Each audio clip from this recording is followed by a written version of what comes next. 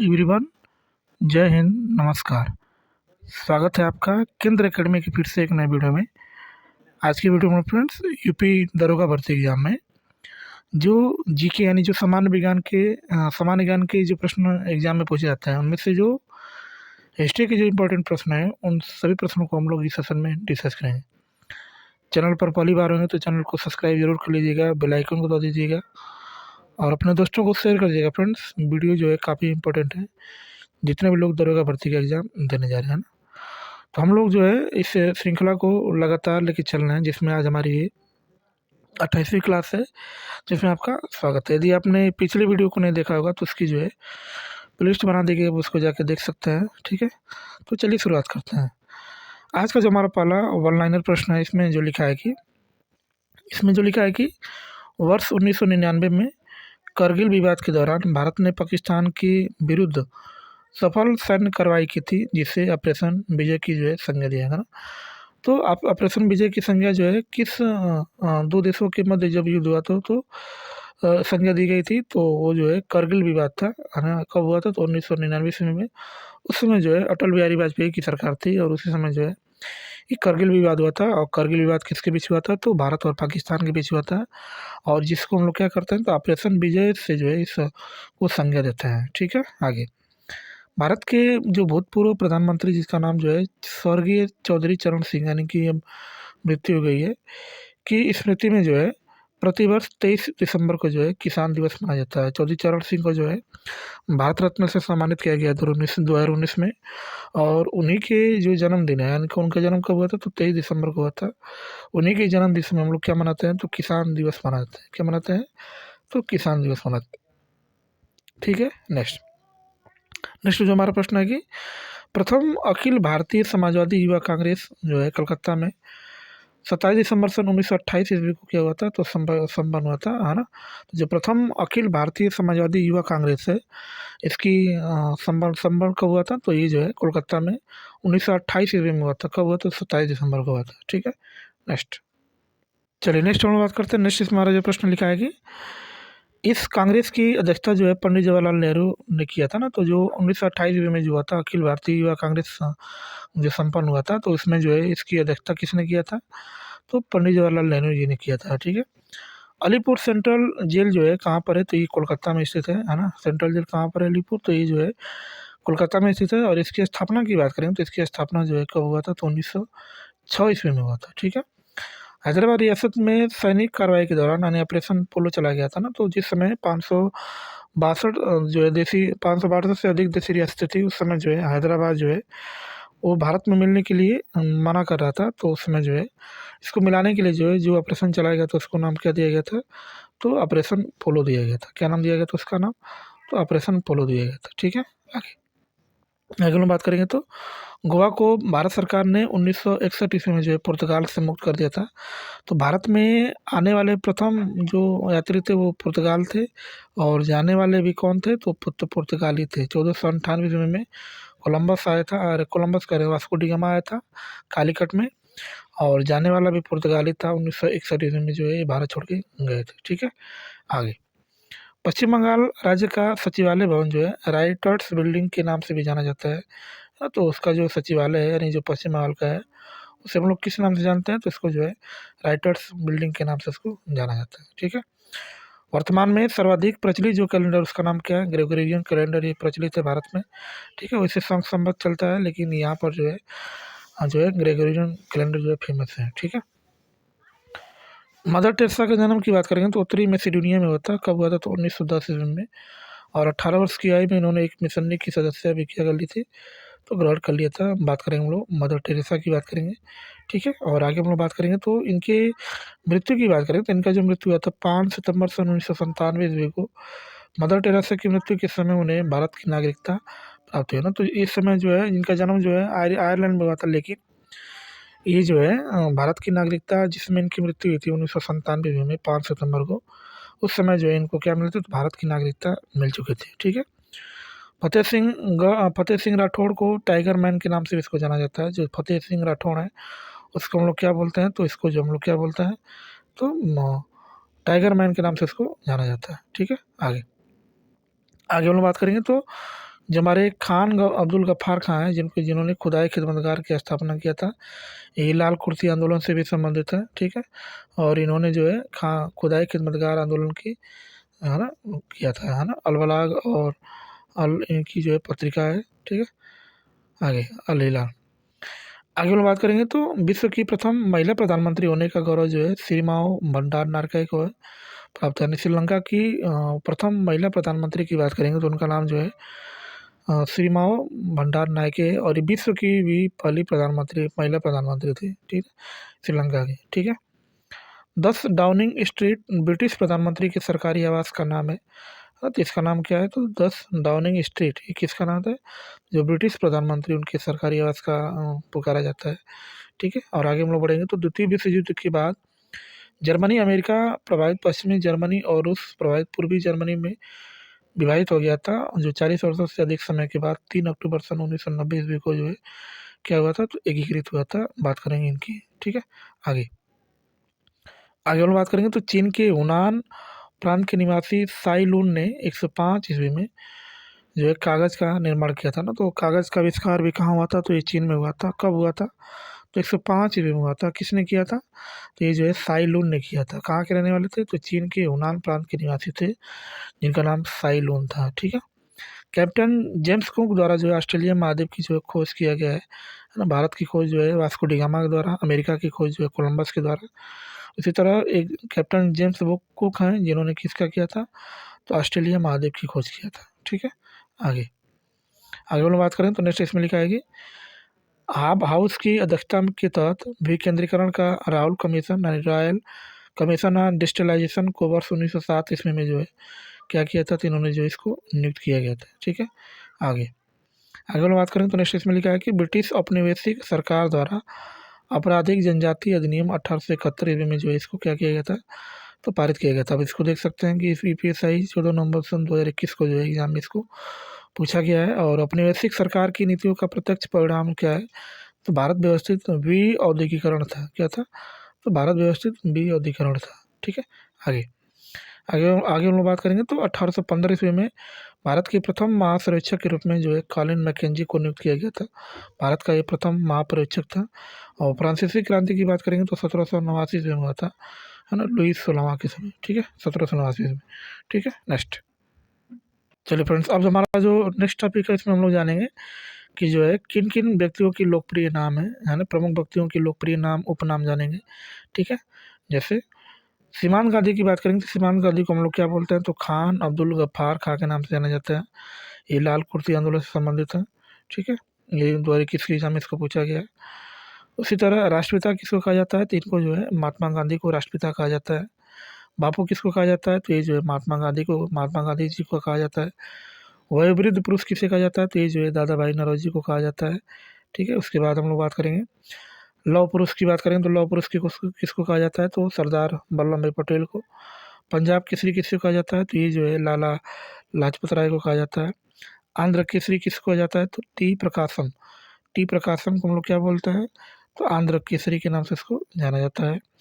उसके बाद हम लोग बात करेंगे बंग बंधु की बात करेंगे तो बंग बंधु किसे कहा जाता है, तो शेख मुजीबुर रहमान को कहा जाता है। देश बंधु किसे कहा जाता है, तो ये जो है चित्तरंजन दास को कहा जाता है। दीन बंधु किसे कहा जाता है, तो CF एंड्रूज को कहा जाता है। लोकमान्य की बात करें तो लोकमान्य जो है बाल गंगाधर तिलक को कहा जाता है, ठीक है। किसको कहा जाता है, तो बाल गंगाधर तिलक को कहा जाता है। उसके बाद लोकनायक की बात करेंगे तो लोकनायक जो है जयप्रकाश नारायण को कहा जाता है। महामना की बात करेंगे तो ये जो है पंडित मदन मोहन मालवीय को कहा जाता है। विरोधाभासों का मिश्रण किसे कहा जाता है, तो ये जो है मोहम्मद बिन तुगलक को कहा जाता है, ठीक है। उसके बाद हम लोग बात करेंगे मैन ऑफ डेस्टिनी। क्या लिखा है, मैन ऑफ डेस्टिनी किसे कहा जाता है, तो ये जो है नेपोलियन बोनापार्ट को कहा जाता है। देश रत्न किसे कहा जाता है, तो डॉक्टर राजेंद्र प्रसाद को कहा जाता है। अजात शत्रु की बात करेंगे तो इसको जो है डॉक्टर राजेंद्र प्रसाद जी को क्या बोला जाता है, तो अजात शत्रु कहा जाता है, ठीक है। उसके बाद नेताजी की बात करें, नेताजी किसको कहा जाता है, तो सुभाष चंद्र बोस को। चाचा किसको कहा जाता है, तो ये जो है जवाहरलाल नेहरू को कहा जाता है। शहीद आजम किसे कहा जाता है, तो ये जो है भगत सिंह को कहा जाता है। और भारत कोकिला की बात करेंगे तो इसको किसको कहा जाता है, तो सरोजिनी नायडू जी को। सरोजिनी नायडू को हम लोग क्या बोलते हैं, तो भारत कोकिला के नाम से इसको जाना जाता है, ठीक है। उसके बाद स्वर कोकिला की बात करें तो स्वर कोकिला जो है लता मंगेशकर जी को कहा जाता है। उड़न परी की बात करेंगे तो ये जो है पीटी उषा जी को कहा जाता है। निर्मल हृदय की बात करेंगे तो मदर टेरेसा जी को कहा जाता है। और सरदार जी की बात करेंगे तो सरदार वल्लभ भाई पटेल जी को जो है क्या बोला जाता है, तो सरदार बोला जाता है। उसके बाद तूतीय हिंद क्या लिखा है, तूतीय हिंद किसे कहा जाता है, तो अमीर खुसरो को। उसके बाद बाबूजी किसे कहा जाता है, तो जगजीवन राम जी को। भारत का नेपोलियन किसे कहा जाता है, तो ये जो है समुद्रगुप्त को जो है भारत का क्या बोला जाता है, तो इसको जो है नेपोलियन कहा जाता है। ठीक है। उसके बाद लिटिल मास्टर की बात करेंगे तो ये जो है सुनील गावस्कर जी को कहा जाता है। हॉकी के जादूगर कौन है, तो ध्यानचंद है। फ्यूरर किसे कहा जाता है, तो ये जो है एडोल्फ हिटलर को जो है फ्यूरर कहा जाता है। भारत का शेक्सपियर किसे कहा जाता है, तो ये जो है महाकवि कालिदास जी को क्या कहा जाता है, तो भारत का शेक्सपियर कहा जाता है। उसके बाद कायदे आजम क्या लिखा है, कायदे आजम किसे कहा जाता है, तो ये जो है मोहम्मद अली जिन्ना को कहा जाता है। ठीक है। नेक्स्ट चलिए आगे हम लोग बढ़ेंगे, तो आगे इसमें नेक्स्ट हमारा प्रश्न है कि 8 अगस्त सन 1942 ईस्वी को जो है अखिल भारतीय कांग्रेस कमेटी की बैठक पंडित जवाहरलाल नेहरू द्वारा भारत छोड़ो प्रस्ताव पेश किया गया था, जिसका सरदार वल्लभ भाई पटेल ने किया गया था। तो इनका जो है समर्थन किया था, जो भारत छोड़ो प्रस्ताव जो है जवाहरलाल नेहरू द्वारा इसको प्रस्तावित किया गया था। ठीक है। इस प्रस्ताव का जो है आलेख स्वयं महात्मा गांधी ने नेहरू और आज़ाद के सहयोग से बनाया था ना। तो महात्मा गांधी ने जी ने जो है किसके किसके सहयोग से बनाया था, तो आज़ाद सनी और इसकी जो है नेहरू जी के द्वारा। ठीक है। आगे आगे हम लोग बात करें तो नेक्स्ट इसमें हमारा है कि Hindu Mahasabha, communist party of India, union party एवं मुस्लिम लीग ने जो है भारत छोड़ो आंदोलन का जो है समर्थन नहीं किया था ना। तो आपसे पूछ सकता है कि भारत छोड़ो आंदोलन का किस पार्टी ने समर्थन नहीं किया था, तो Hindu Mahasabha, communist party of India, unionist party and India को जो है इसका समर्थन नहीं किया था। ठीक है। 9 अगस्त सन 1942 ईस्वी को जो है भारत छोड़ो आंदोलन क्या हो गया था, तो ये जो है प्रारंभ हो गया था। ठीक है। 9 अगस्त की बात करेंगे। ठीक है। तब उसके बाद क्या होता है, उसके बाद जो है आंदोलन जैसे ही आरम्भ होता है तो ऑपरेशन जीरो आवर के तहत गांधी जी और अन्य प्रमुख कांग्रेसी नेताओं को क्या कर लिया जाता है, तो गिरफ्तार कर लिया जाता है। और गिरफ्तार करके जो है अलग अलग जेलों में इनको जो है डाल दिया जाता है।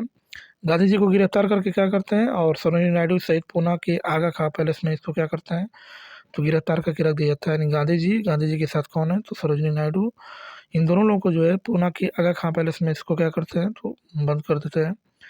भारत छोड़ो आंदोलन 1942 के समय भारत के प्रधान सेनापति की बात करेंगे तो कौन था, तो लॉर्ड बेबल था ना। तो उस समय वायसराय कौन था, तो भारत छोड़ो आंदोलन के समय तो उनका नाम क्या था, तो लॉर्ड बेबल, यही जो है प्रधान सेनापति था भारत छोड़ो आंदोलन के समय। ठीक है।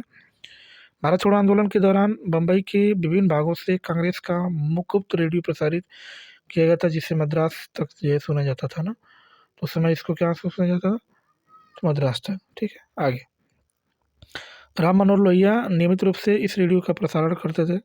उषा मेहता कांग्रेस के भूमिगत रेडियो का संचालन करने वाले छोटे से दल के एक महत्वपूर्ण सदस्य थी, जिनका नाम जो है क्या नाम था, तो उषा मेहता। क्या नाम था उनका, तो उषा मेहता जो है इसकी महत्वपूर्ण सदस्य थे। ठीक है। उसके बाद हम लोग आगे बात करेंगे, तो भारत छोड़ो आंदोलन की रानी की बात करेंगे तो अरोड़ा आसफ अली को कहा जाता है, ये जो है भारत छोड़ो आंदोलन की रानी थी। और महात्मा गांधी के भारत छोड़ो आंदोलन के दौरान अमेरिकी पत्रकार कौन थे, तो लुई फिशर थे। इन्होंने जो है महात्मा गांधी की जीवनकार को उनके साथ थे ना, जिस समय भारत छोड़ो आंदोलन हुआ था उस समय अमेरिकी पत्रकार कौन थे उस समय, तो उनका नाम जो है लुई फिशर जो है इनके साथ थे अमेरिकी पत्रकार के रूप में। ठीक है। और आगे हम लोग बात करेंगे तो नेक्स्ट इसमें है कि भारत छोड़ो आंदोलन के दौरान जयप्रकाश नारायण ने हजारीबाग के सेंट्रल जेल से फरार होकर भूमिगत गतिविधियों को क्या किया था, तो इनको जो है संगठित किया था। ठीक है। और आगे हम लोग नेक्स्ट बात करेंगे, तो भारत छोड़ो आंदोलन 1942 के दौरान बम्बई में कांग्रेस सम्मेलन को संबोधित करते हुए गांधी जी ने जो भाषण दिया था उसके बारे में पट्टा भी सीतारामैया ने लिखा था कि वास्तव में गांधी जी उस दिन अवतार एवं पैगंबर की प्रेरक शक्ति से प्रेरित होकर भाषण दे रहे थे, जिस समय भारत छोड़ो आंदोलन हुआ था 1942 में। ठीक है।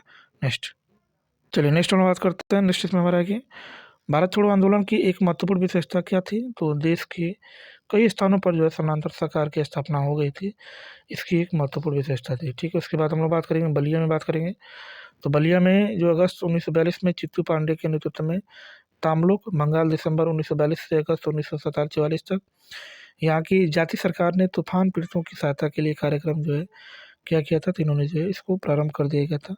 उसके बाद हम लोग बात करेंगे सतारा की। बात करें सतारा कहाँ पड़ता, तो ये महाराष्ट्र में है। अगस्त 1943 से मई 1946 तक यह लंबे समय तक चलने वाली सरकार थी। यहाँ पर प्रति सरकार के नाम से समानांतर सरकार स्थापित की गई थी। इसके प्रमुख नेता की बात करेंगे तो वाई वी चौहान, एवं क्या कौन थे, तो नाना पाटिल थे। कौन थे, तो नाना पाटिल। ठीक है, नेक्स्ट। भारत छोड़ो आंदोलन 1942 में झारखंड में चूनाराम महतो के नेतृत्व में जो है इसको लड़ा गया था, है ना। तो भारत छोड़ो आंदोलन झारखंड में किसके नेतृत्व में लड़ा गया था, तो ये जो है चूनाराम महतो, है ना। वहाँ की जनजाति है ये, चूनाराम महतो उनका नाम था। महतो जो है जनजाति है।